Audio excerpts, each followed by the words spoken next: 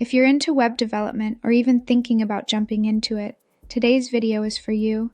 There are so many tools out there that can make your life easier, and I'm going to walk you through some of the best ones that I personally use and recommend. Whether you're building websites from scratch or improving your skills, these tools can seriously boost your workflow. Let's get started. Alright, first up, Visual Studio Code. If you haven't heard of this one yet, where have you been? It's hands down one of the most popular code editors for web development. It's lightweight, super fast, and has a ton of extensions to make your life easier.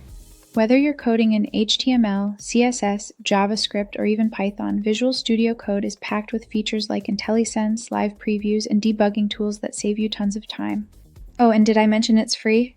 Yeah, it's a game changer. Next up, Chrome DevTools. If you're not using Chrome's built-in developer tools, you're missing out. These things are essential for testing and debugging your website right in the browser. You can inspect elements, tweak CSS in real time, check network activity, and even track performance issues. It's super helpful for figuring out why something's not working and making fixes on the fly. And the best part, it's right there in Chrome, no need to download anything extra. Now let's talk about version control, Git, and GitHub. If you're still not using Git, now's the time to start.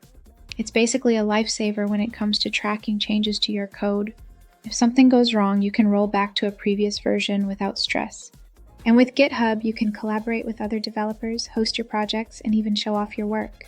Trust me, if you want to work on bigger projects or with teams, this is a must-have tool. If you've got your own favorite tools, or if there's something I missed, drop it in the comments. I'd love to hear what you're using.